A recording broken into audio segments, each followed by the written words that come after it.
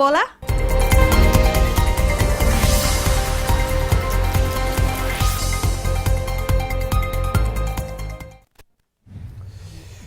అధికారులపై దాడి చేయడం వైసీపీకి కొత్త కాదు. ఎంపీడీఓ జవహర్ బాబును అమానుషంగా కొట్టారు అన్న పవన్. అహంకారంతో దాడి చేస్తే తోలు తీసి కూర్చోబెడతామని హెచ్చరిక. ఇది కూటమి ప్రభుత్వం, ఎలా నియంత్రించాలో చూపిస్తామన్న డిప్యూటీ సీఎం.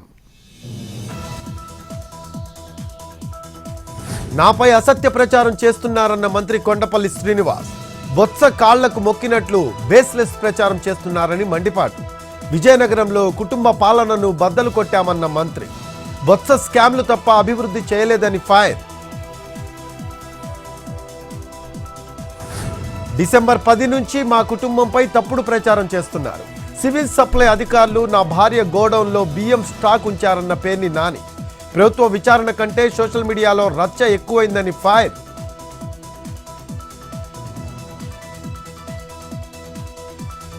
ఏపీ డీజీపీని కలిసిన బీజేపీ నేతలు. తిరుమల పరకామణిలో విదేశీ డాలర్ల మాయంపై ఫిర్యాదు. అమెరికన్ కరెన్సీని జియర్ అసిస్టెంట్ రవికుమార్ కాజేస్తున్నారని ఆరోపణ. భక్తులు ఇచ్చే కానుకల్లో 100 కోట్ల స్కామ్ జరిగిందని అభియోగం.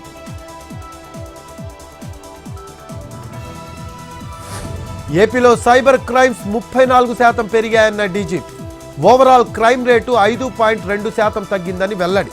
మహిళల హత్యలే 20% పెరిగాయన్న Dwaraka Tirumalarao. Formula E car కేసులో హైకోర్టులో కౌంటర్ దాఖలు చేసిన ఏసీబీ. కీలక అంశాలను ప్రస్తావించిన అధికారులు. కేసు వివరాలు ఈడీకి అందజేసిన ఏసీబీ. ఆర్థిక శాఖ రికార్డ్. ముగిసిన మాజీ ప్రధాని మన్మోహన్ సింగ్ అంత్యక్రియలు. నిగంబోధ్ ఘాట్లో ప్రభుత్వ లాంఛనాలతో అంత్యక్రియలు.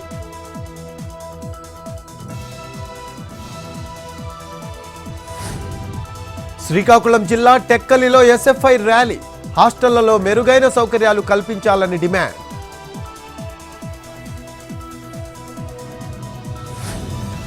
నెల్లూరు జిల్లా ఎల్లాయపాలెంలో తిరుపతిలో బైకుల అనధికార సైలెన్సర్ల తొలగింపు.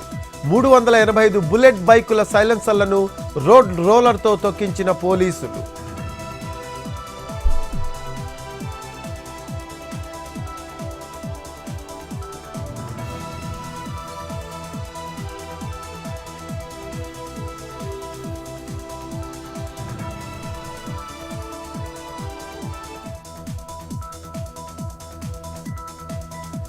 తిరుపతి జిల్లా ముంగిళ్ళిపట్టు సమీపంలో రోడ్డు ప్రమాదం. అదుపు తప్పి లారీ బోల్తా.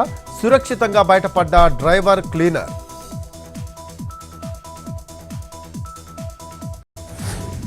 మెదక్ జిల్లా హక్కింపేట శివారులో రోడ్డు ప్రమాదం.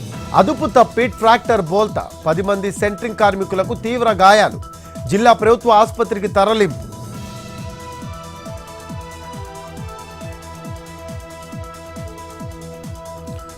మహబూబాబాద్ జిల్లాలో పెద్ద పులుల సంచారం. కోనాపురం అటవీ ప్రాంతంలో 3 పులుల పాదముద్రలు గుర్తింపు. భయాందోళనలో స్థానికులు.